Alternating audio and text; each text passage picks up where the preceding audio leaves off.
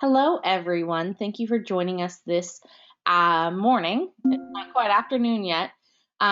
We had some technical difficulties yesterday when we were trying to record the live webinar. So unfortunately, this will not have any live questions. This webinar won't, but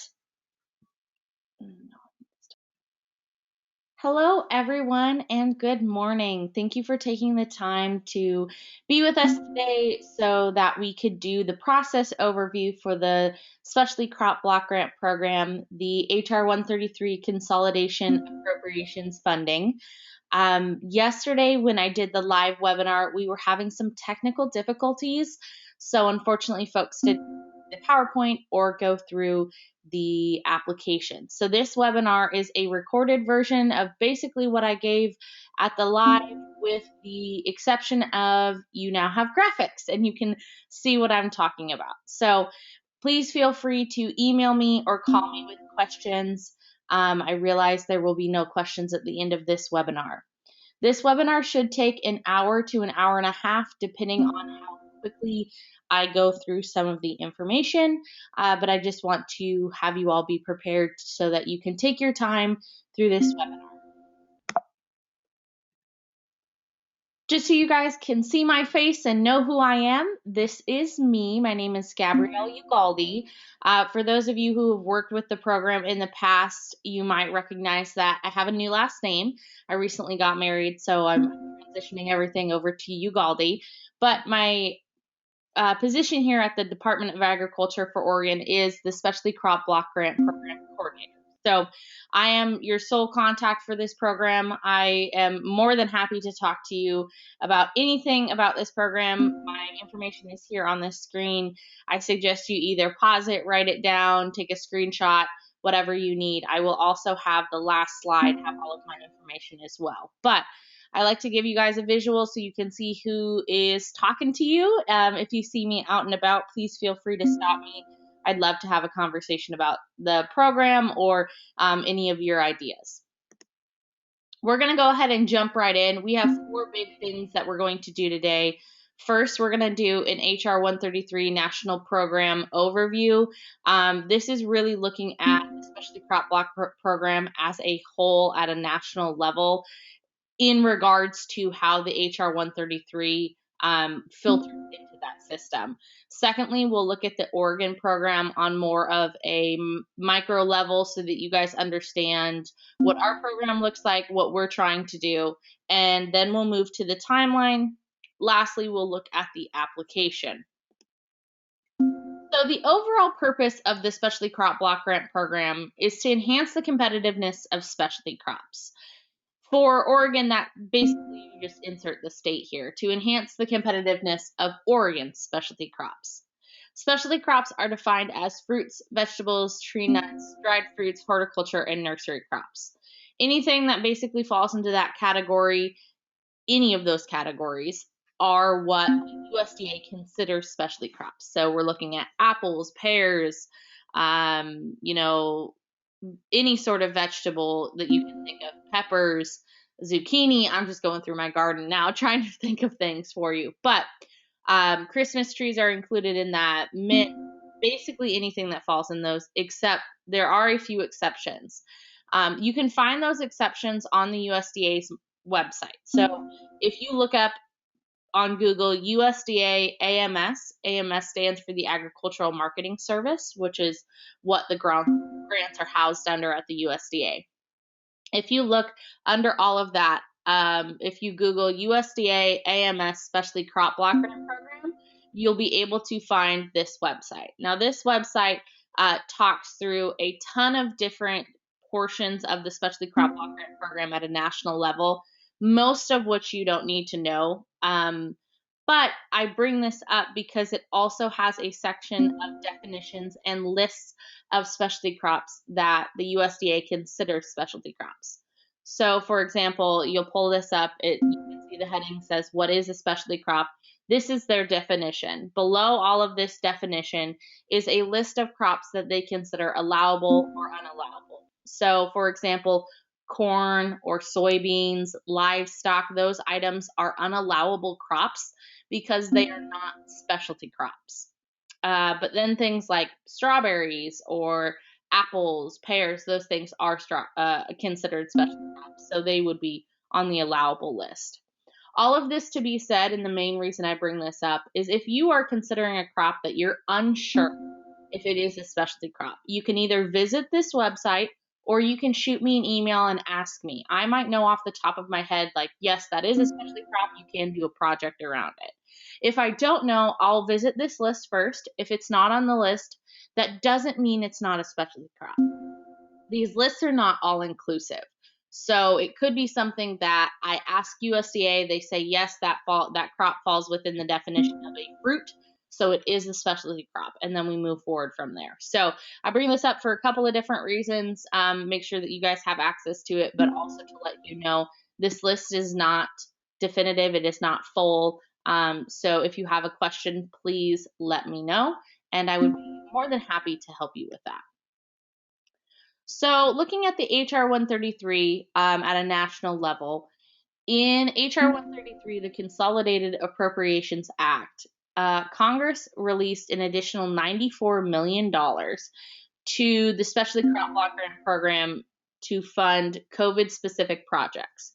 What that means is they essentially more than doubled the budget of what we normally get in a year at a national level. So at all of our states, all of our territories get an allocated amount. Now with this additional $94 million, we get more than double that amount. So in Oregon, that is, we average about $2 million with our quote unquote normal farm bill funding. With this HR 133 funding, we got $2.7 million.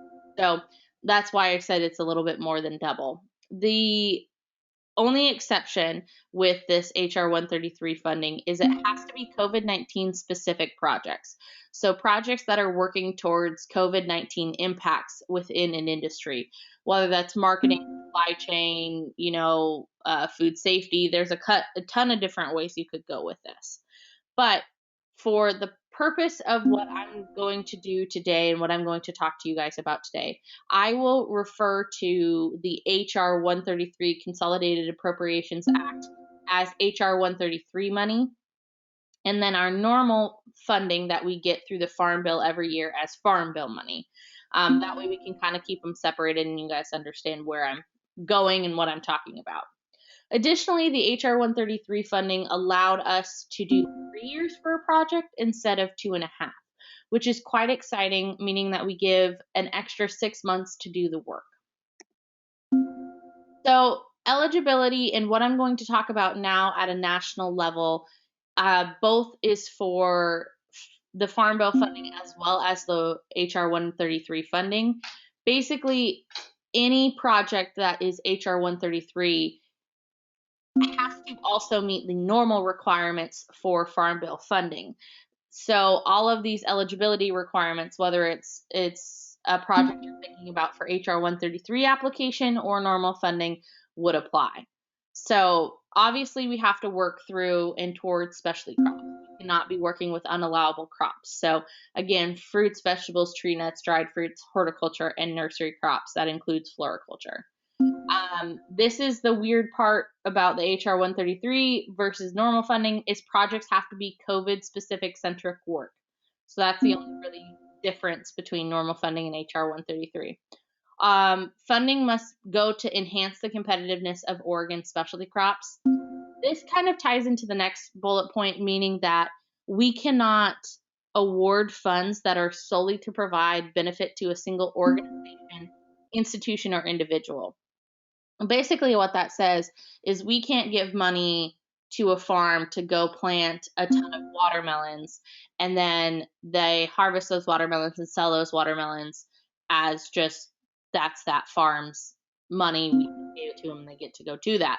We would have to do something that looked more like a marketing situation for all of the watermelons within Oregon, or you're doing research on a specific varietal of watermelons for a region and you're working with farmers within that region. So we have to make sure that we're funding projects that are enhancing the competitiveness of Oregon specialty crops and not providing sole benefit to one organization or institution or individual.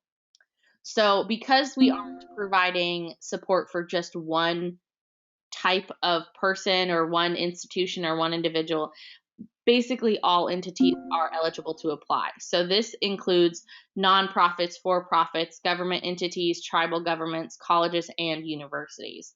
If you don't fall into one of those categories, please contact me and we'll talk about it. The last thing on eligibility that is HR 133 specific is we are not allowing research in this round of funding. Research will be allowed in our Farm Bill funding that we normally go out for full competitive December-ish.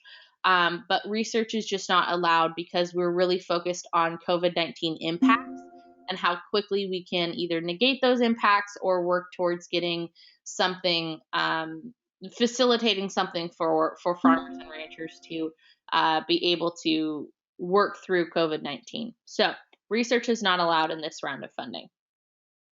In both the HR 133 and normal Farm Bill funding, these are the policies and requirements. So this program falls under the Uniform Administrative Requirements, Cost Principles, and Audit Requirements for Federal Awards.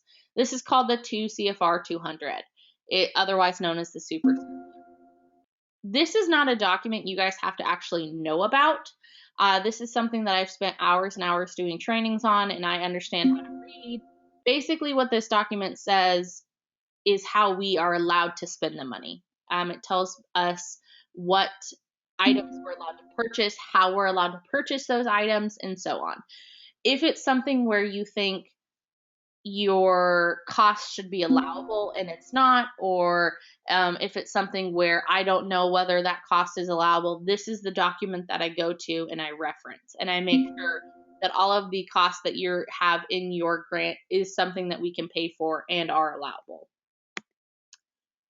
Additional restrictions, and I've kind of already talked about this a little bit. This also hits back on the we can't be for the sole benefit of one institution, individual, or organization. For example, we could do a promotional campaign that says we're increasing the sales of like Oregon grown watermelon because that's acceptable, whereas doing a brand awareness campaign for, let's say, if I had a farm, we couldn't do Gabrielle's farm watermelon. It would really have to be for the benefit of the entire watermelon growing industry. So an additional, a promotional campaign to increase producer sales of, Oregon grown fruits and vegetables is acceptable, whereas increasing membership to, one specific entity is generally not allowable. So please make sure that you guys are aware of that. Other limitations this program has at a national level that filter down to us here in the state. Equipment is special purpose only, and it's extremely restrictive. That being said, equipment has to meet a definition of special purpose. It has to be over $5,000 per unit, and it has to have a useful life of more than 1 year. If it falls under any of those items, it's considered a supply. So, for example, if you're trying to purchase a tractor, that's not considered special purpose. If you have something that you think falls in this equipment category and is special purpose, and you want to put it in your grant, please contact me so we can make sure that it fits that definition before moving forward. Travel costs and meals are allowable with prior acceptance. What this means is you guys can't go travel to a conference and then come back and be like, great, now the grant can pay for that. You have to let us know ahead of time that you are going to travel.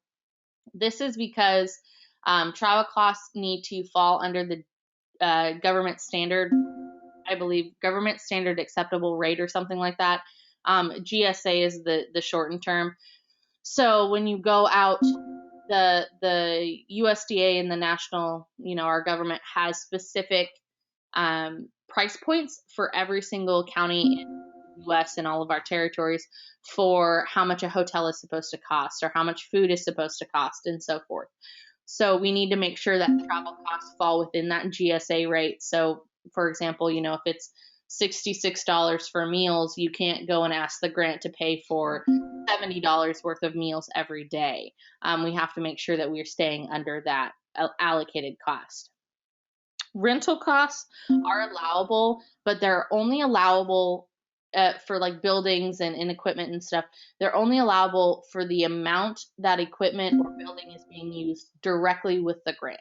So for example, if you rent an office building and you spend 20% of your time in that office building working towards grants, then you're allowed to request 20% of that cost of renting that building for the grant to pay for. You can't request that the grant pays for 100% because 80% of the time you're not working directly towards the work of the grant. This kind of filters into one of our lower bullet points here, that indirect and overhead costs are not allowed. So that additional like 80%, let's say, of that rental cost, again, would not be allowed because you're not directly working for the grant. You would need to make sure that another funding source was paying for that. This also goes for equipment and other rental items. If you're going to rent equipment and only spend 50% of that equipment's time on the work of the grant, you can only charge the grant for 50% of that rental. Grant funds cannot be used for coupons, incentive redemptions, or price discounts. So you can't go out and have the grant pay for price discounts at a farmer's market or something. We're not allowed to do that. Additionally, grant funds cannot be used for political or lobbying activities. And again, research is not allowed in this set of funding. However, research is encouraged to apply in our normal Farm Bill funding. And just a reminder that this money is within the public domain. It is taxpayer dollars, so we want to make sure that we use it efficiently, effectively, and correctly. So be aware of these limitations as you are working through your application. And if you have any questions, please feel free to call me. So all of that, what I just said, is national level requirements. So you have to meet all of those requirements in addition to what we have here in the Oregon program. So I like to let everyone know about a national level, kind of looking at that, what all specialty crop has across our state and our territories and nation. So if we take a look at the Oregon program in a little bit more of a smaller scope here, we got $2.7 million in the HR133 funding, which is extremely exciting. Because we have increased the 3 years from 2.5, we've also increased our top cap for the asking. So instead of being $175,000 that we normally do, we've extended that to $200,000. So we're asking that projects ask for money from between $25,000 and $200,000. Matching is not required, however, extremely encouraged, because matching shows not only the review committee, but it shows all of our department that the industry is involved, that people have skin in the game, and that this project is something that people want to see happen and continue. We have twice yearly reporting. It's a very easy report template that we already have ready for you. 26-member advisory committee. They represent different sectors of our industry, such as small farms, young farmers and ranchers, seed industry. We have some folks from beverage or transportation. It's a wide variety of industry representation on our advisory committee. Lastly, Oregon has set funding priorities. There's, I believe, 7 of them that we use every year to have projects come in with priority, with that one priority in place. So those priorities are in no specific order in any of our documentation. So just to let everyone know, you don't get any more points or access to money if you're a marketing project over a productivity enhancement project. We actually don't award any points in general to any of these categories.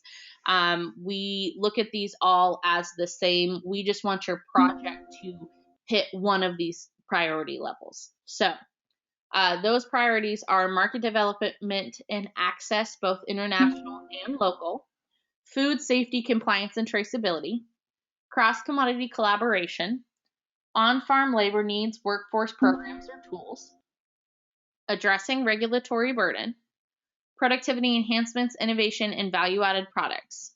Now, this last priority is a little different because it is agriculture and food-related priorities as identified by the Oregon Solutions Regional Solutions Center.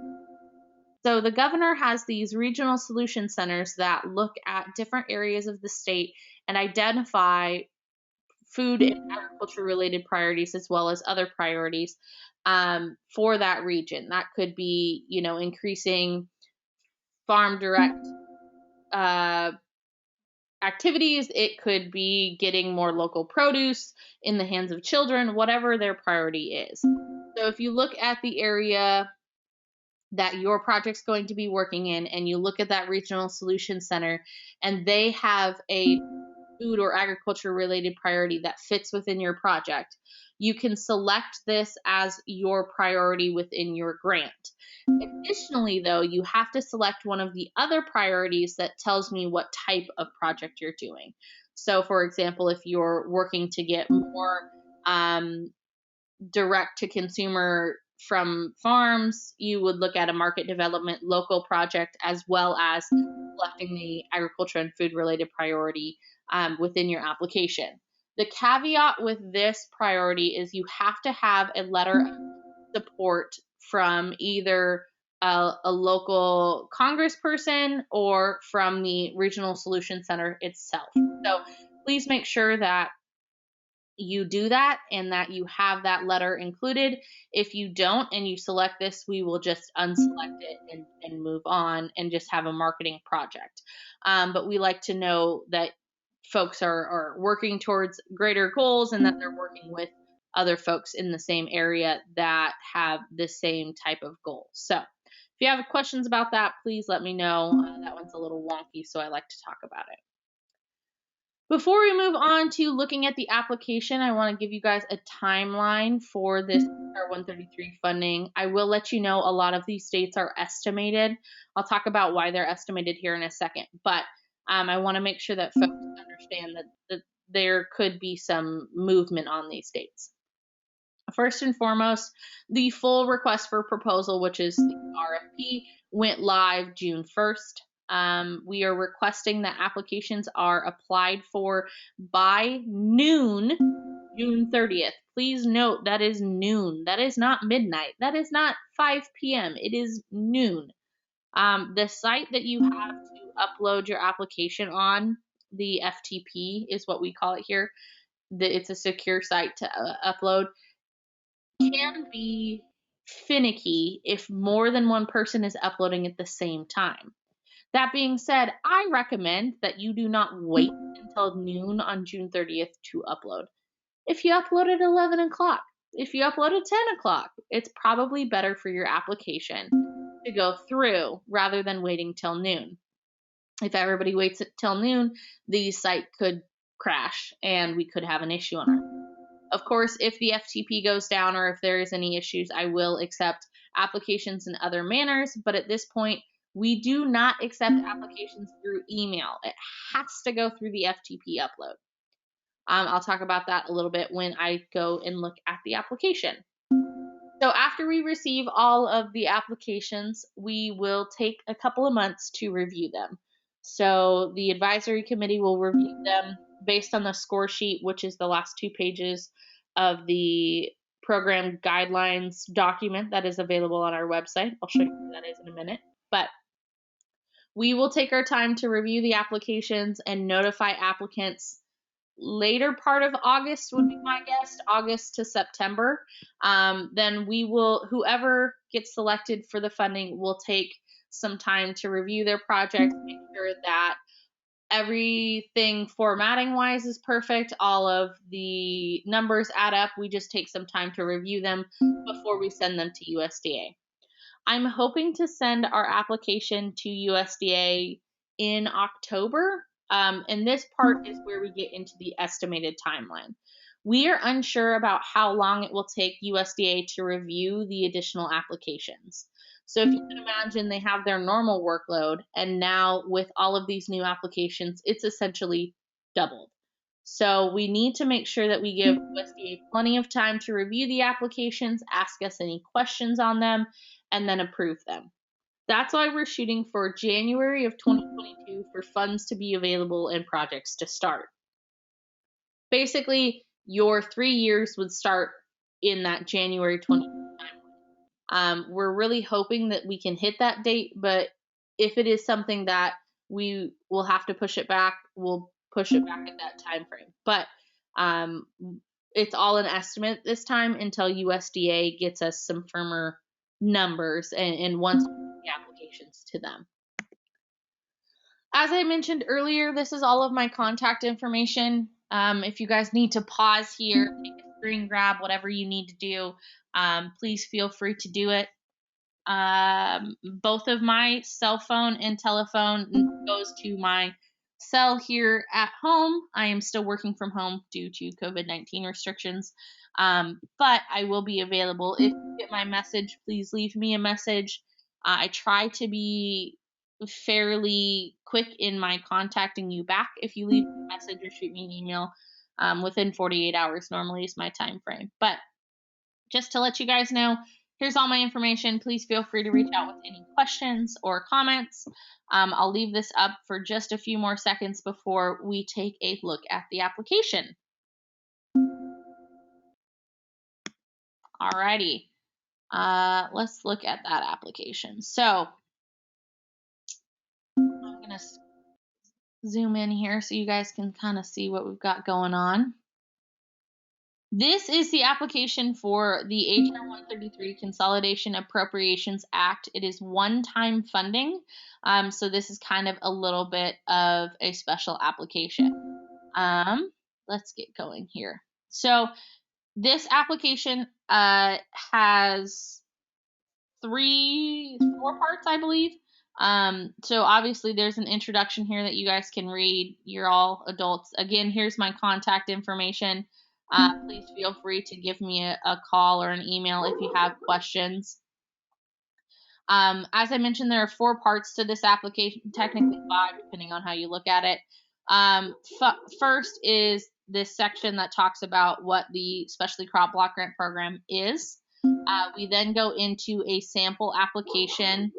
There's a page on instructions on how to apply, what to apply, all of that stuff. Then there is a blank proposal. This is a carbon copy of the sample application without the instructions in it. Some folks like to work in that. Some folks like to work in the sample application. It's all up to you. Lastly, there is an Appendix A. So you guys can look at what we have for outcomes and indicators. And this I will talk about a little bit later. So in the sample application, the following is only a sample to help you guide the development of your application. Please fill out the application starting after the cover page. So you'll go through and put a project title in, and anything that is italicized here is a instruction. It's not actually a description. You can take the italicized portions out. Because you do have a 15-page page limit, I ask that you do not remove any sections that are already in this grant. So for example, if you needed, 3 more lines and you took the project title section out, that would not be okay. I need that section. I need all of the sections that are in this template. So please make sure that you do not take any sections out. So project title, please provide a descriptive project title, 10 words or less in the space below. Note that if it gives you a number here for the amount of word count, you need to stick to that or go under it. If it is something that you use 11 words when you're reviewing your application and you get selected, I will ask you to take it from 11 to 10. Same for this project partner and summary. It tells you 250 words or less. You need to stay at 250 words or less, or I will ask you to remove wording. USDA is a stickler on this, and so I just really want to make sure that everyone knows that. The duration of your project, these are actually off a little bit. I apologize. That should be 1/1/2022 through 1/1/2025. I apologize. So those should be your numbers there for your 3 years of your grant project. That's 3. Sorry, guys. Project partner and summary, as mentioned before, it's a 250 word or less project partner summary that includes these 3 aspects. This is a very short, very sweet project partner summary. It's literally 1 sentence. You can be as short as 1 sentence or as long as 250 words. Please make sure, though, that you answer these 3 questions or these 3 bullet points and include those within your project summary. Next, we move on to the project purpose section of the grant. This is normally the longest section, as it should be, because you have 4 bullet points to address here. This is really the section that you describe what your project is doing, how you're going to accomplish all of those goals of your project, what the goals of your project are, and everything in between. So identify your specific issue problem. Why is it important and timely? What do you hope to accomplish? And then who are the beneficiaries? This next section is a little bit different than our normal application because this is the HR-133 required COVID-19 questions. So there are 3 questions here that I need you to answer based on the fact that USDA needs all of these projects to be COVID specific. We want to know how the project you're applying for is going to impact COVID-19. So please go through and answer these 3 questions thoroughly and honestly, and then move on to your next section, which is the list of objectives that your project hopes to achieve. This could be very bulleted points like the sample one. All students in the program will gain knowledge, or it could be quite a bit longer where you list out the objectives, how you're going to accomplish that objective, and so forth. These objectives should also be the objectives that you have listed up here in your project purpose section on the 3rd bullet point. Give a list of bulleted objectives for the project. They should be the same as the list of objectives that are down here as well. The next section is project beneficiaries. You will estimate the number of beneficiaries to your project, and then you will denote whether or not your project is going to benefit disadvantaged farmers or new and beginning farmers. This section is a little bit weird because basically what the USDA is asking is if your project is going to directly work with either of these groups and encourage them to go into specialty crop production. If that is the case, then you can select yes. If your project is not directly working with either of these groups and encouraging them to be in specialty crop or start specialty crop production, then your answer to these questions would be no. If you do select yes to either of these, you will have to include outcome 8, indicators, I believe 5 and 6. So you'll need to make sure that you also include those if you do select these. If you are having a little bit of trouble with this, please feel free to reach out to me. I can assist you. The next section is continuing project information.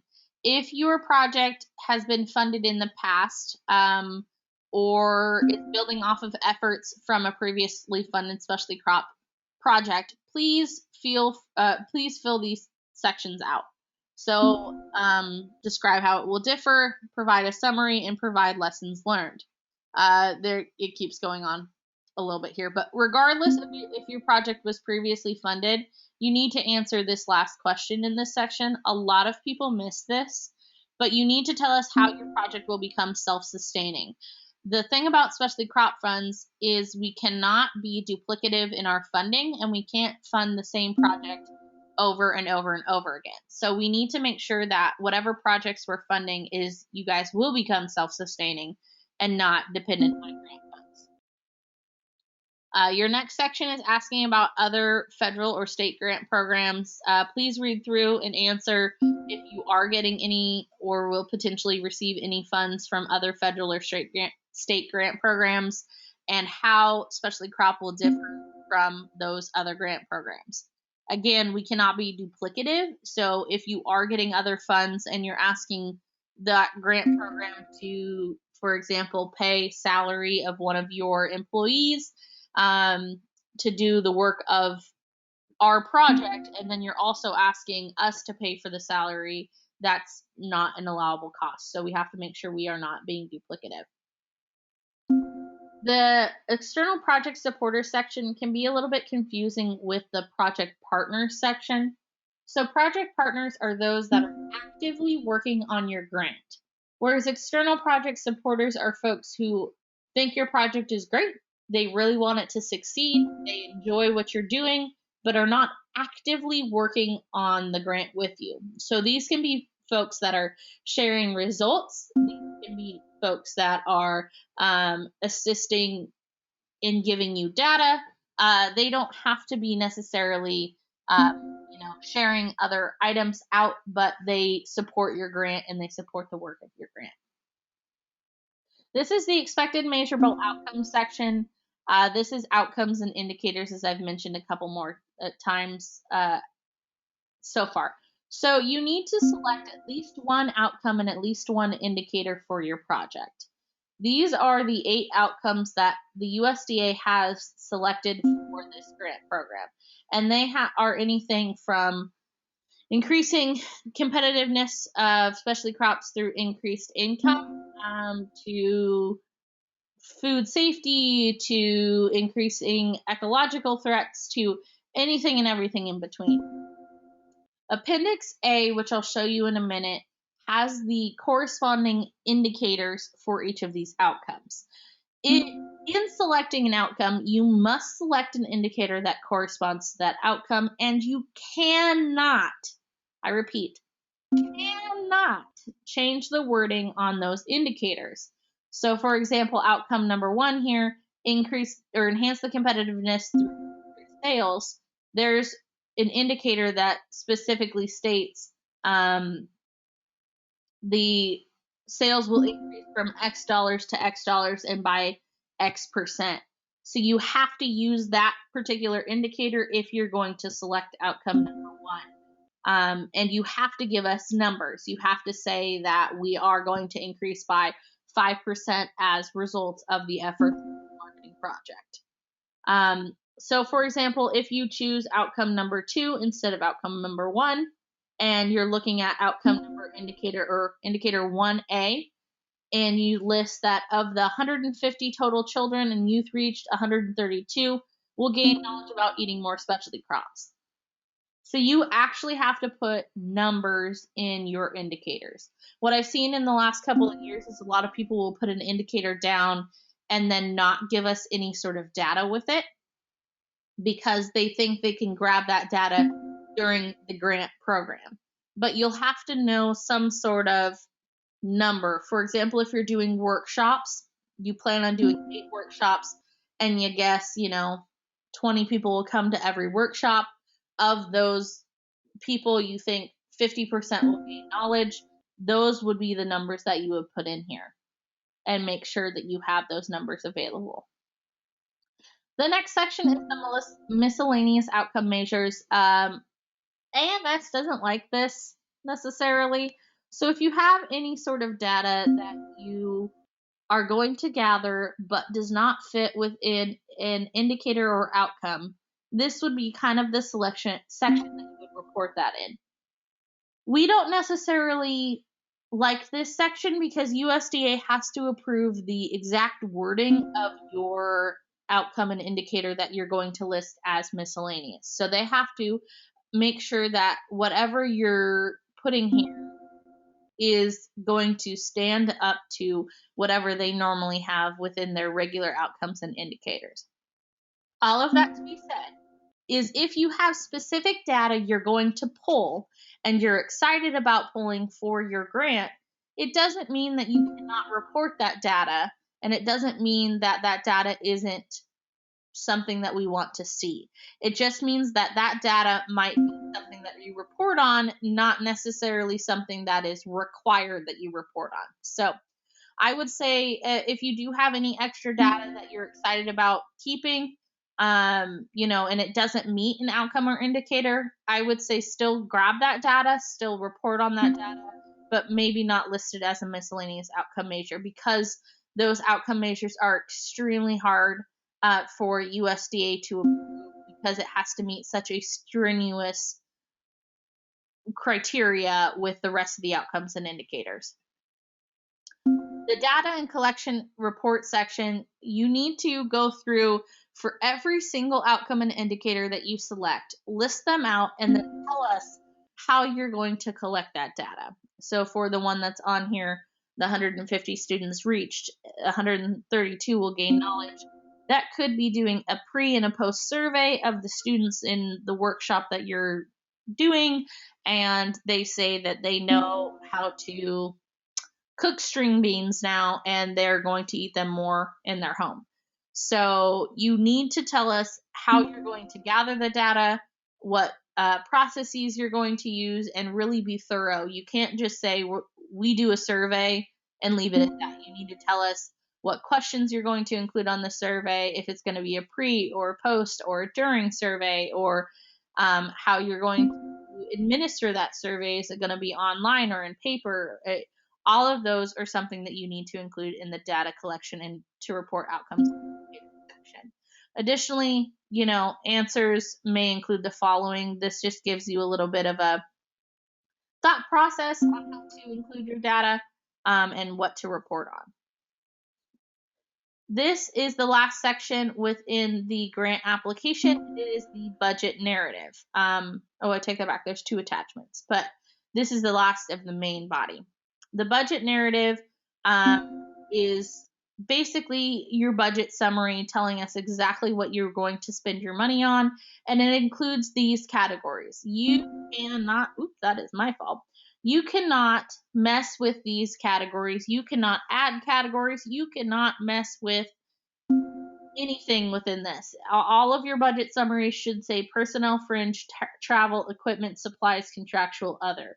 You should not go through and mess with any of this. You should only list your funds that you are requesting on this side and your total budget. One thing I've noticed about grants recently is their funds requested does not equal their total budget. So please make sure that you double check your calculations and that everything lines up. So for starters, and this will be with every single one of your budget summary sections, is you will list out the item that you're spending money on, how much money you're spending on it. The one, for example, is a berry vine planter. They're going to spend $10,388 on that person. And then they're going to give a justification of why that cost is needed. So, for example, Lady Alice has planted berry vines for 30 years, and they will need her experience for market research. That's a pretty small justification. I might need a little bit more of a justification than that. But then you would go on and list, you know, if there was a secondary person that you're asking for personnel costs, and of course include them in the subtotal, then give them another justification down here. It's the same layout for every single one except fringe. We don't require justification because we understand what fringe is. But for every single one, you will list the cost, the amount that it costs, you know, answer all of the questions in here. For example, this is going to Corvallis. They're using a car. They are 50 miles round trip. It's 58 cents per unit. There's 2 people in the car. It's a total requested cost of $29. So make sure that you list that and you go through and your travel subtotal as well as your travel justification. Like I said, it's a paste and copy on all of these of the system that we work through. List the cost, list the subtotal, and then do your justification down here. This goes on for every single item. The only one that's different is your contractual consultants. So if you're going to have any contractual folks, of course, you list them, you list the subtotal, you give them some sort of justification. This isn't a sample justification for you, so this is contractor number 1. This will be doing a computer design of a web-based virtual platform. This talks about the scope of work, and it also gives you guys a table that you can break down what contractual costs will be included in the total cost for that contractor. So, for example, this contractor has personnel time, fringe time, and then technical development additional costs for a total of $22.55 or $22.5, excuse me. So that contractor should be listed up here as contractor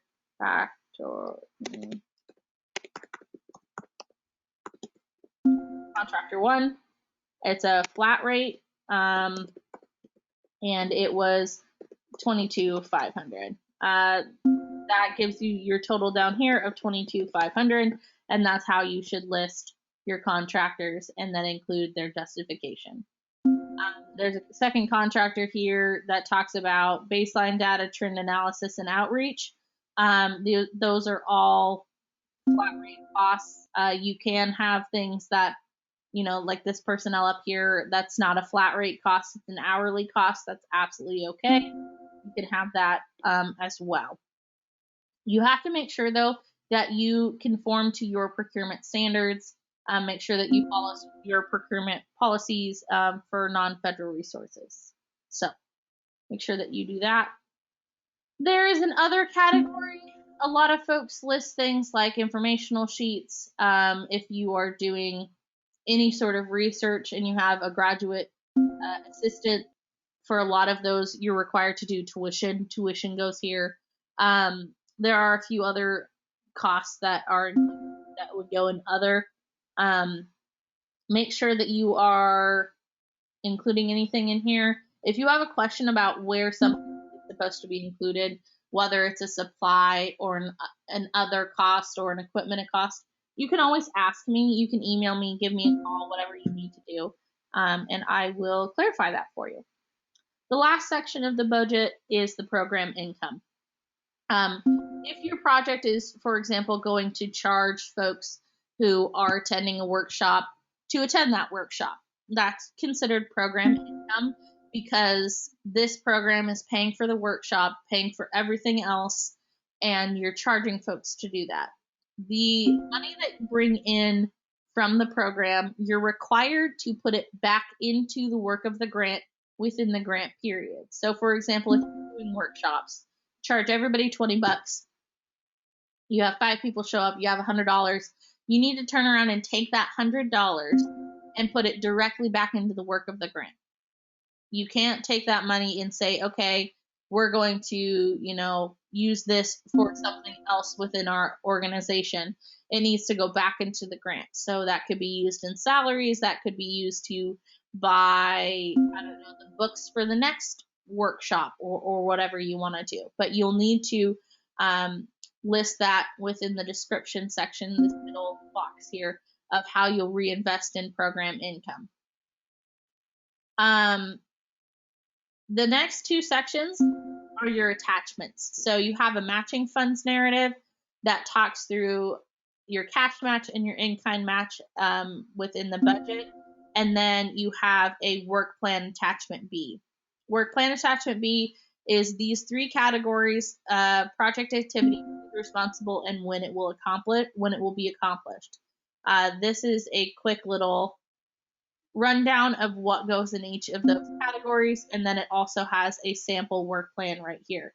I would like a little more information than this, but this is all right. I'll take this, but I might need a little bit more information or ask you to give us a little bit more. So that is the end of the application, the sample application. This is your instructions page letting you know a few more things about the grant application. So first and foremost, the cover page, matching attachment A, and work plan attachment B are not included in the total number of page limit. So from where it says project title to program income is considered your page limit. That needs to be 15 or less. If it is over 15 pages, I'm going to cut the grant at 15 pages, and that's what my review committee will review. They won't review any additional pages. But again, your cover page, your matching attachments A and B are not included in that page limit. The application must be submitted in Microsoft Word. This is non-negotiable. Please do not submit it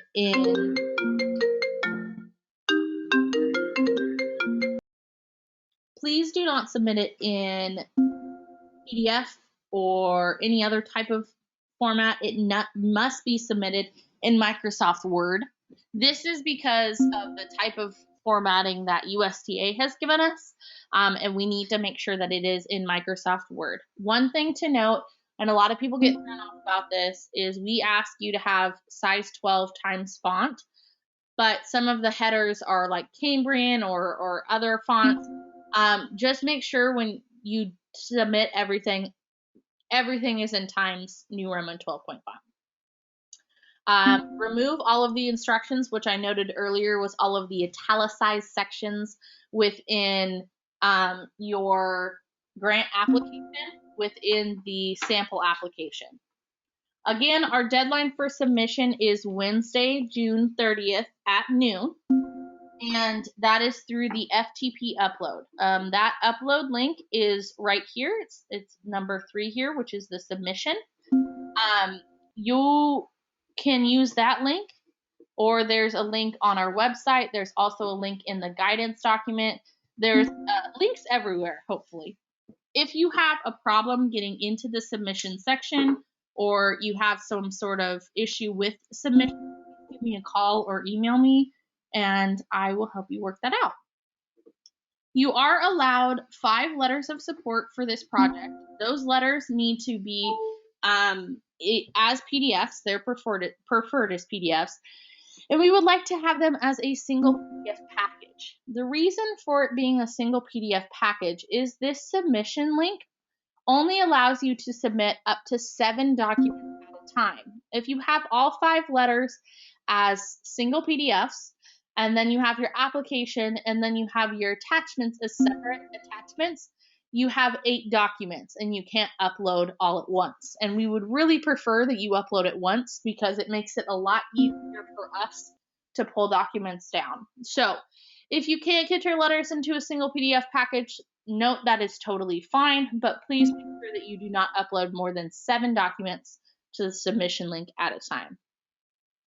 Again, deadline for submission is June 30th at noon. To expedite the process, please make sure your proposal is submitted prior to the deadline. As I mentioned earlier, the FTP can be tricky, and sometimes it gets really mad and shuts down. So I would suggest not submitting at noon on June 30th and submit earlier, even if it's 11 a.m. on June 30th. Again, here's all of my contact information. It is listed here. It's listed in the website. It's listed on the guidance document. It's listed pretty much anywhere you should be able to get a hold of me. If you can't get a hold of me, please go ahead and call the main office of Oregon Department of Agriculture, and they will forward your call on to me. This is your proposal cover page. This identifies your application organization, the address, city, state, all of that type of stuff. If you are in higher education, you need to fill out this section if your application has been approved by your office. We've had some issues in the past where folks turn applications in and their grants office doesn't even know the application has been turned in, and then their they get selected for funding, and the grant office has to pull that funding because they didn't know and they didn't approve the application. So make sure if you are in higher education that your application has been approved. So go ahead and fill out your grant request here, your in-kind cash match, your total project costs. Then you'll go through and select all of the commodities that you will be working with. For example, if I'm going to work with apples, I'm going to check the fruit box here, and I'm going to then type apples. And that's what the commodity I'm working with. And then maybe I'm doing a local direct marketing project. So then I'm going to come down here and check that marketing development and access box. Then I'll give the project a title, Apple Marketing. There we go. Apple Marketing. That's my project title.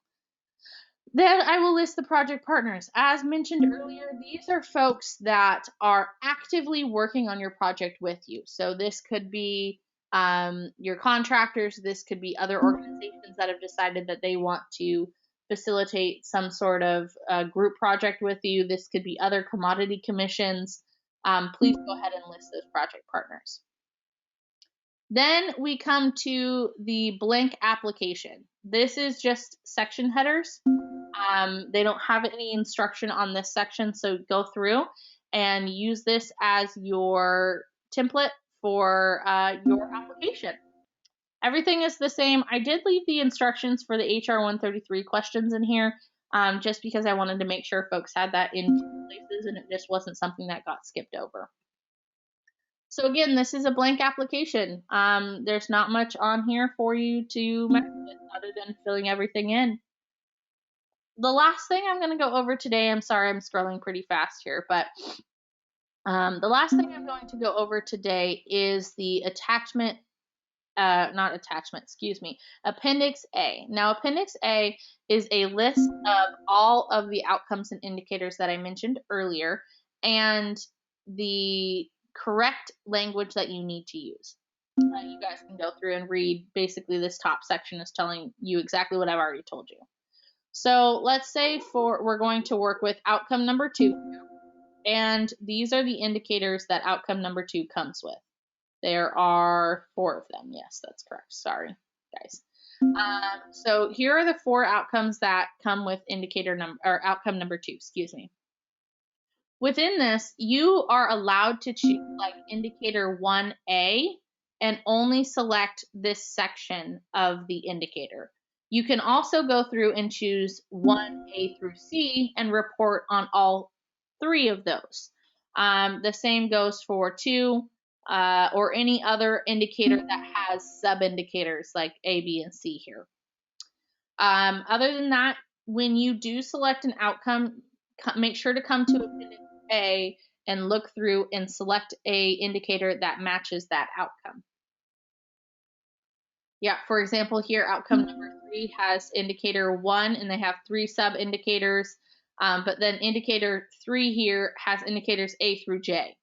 So on something like this, you could come through and say, we're going to choose outcome number 3, indicator number 3, existing delivery system points that have been reached or improved their offerings of specialty crops. Say you're working with farmers markets, you could choose just indicator A and say you're going to increase the delivery system access points for farmers markets by 5 farmers markets. Grocery stores, same thing. Wholesale markets, same thing. I mean, you can go through and select any of those. If you're having any problems with outcomes and indicators, please give me a call. They can be a little bit odd, so I want to make sure that I'm available to you so you can talk through it. As I mentioned earlier, also, if you do select yes, that your project is working with new and beginning farmers or socially disadvantaged farmers, you'll need to come down here and select outcome 8, and you'll need to look at indicators 6 and 7. So those are the 2 indicators that you need listed, which is the number of new beginning farmers that went into specialty crop production. That's going to be the biggest part of this. So if your project is not actively working on getting new farmers into specialty crop production, you cannot select that your project is working with those groups, specifically up above. There are some additional information down here. That is the difference between jobs and careers, new and beginning farmer definition, socially disadvantaged farmer definition. I know this is a lot of information. I hope that I've provided you guys with enough information that you guys can successfully apply to the program and be selected. Again, here is my information or at least one of my contact numbers that you guys can give me a call at. I really appreciate your time today, and thank you for being in this webinar. If you have questions, feel free to give me a call, shoot me an email. I would appreciate talking to you about this. I hope you all have a wonderful rest of your day and have a great week.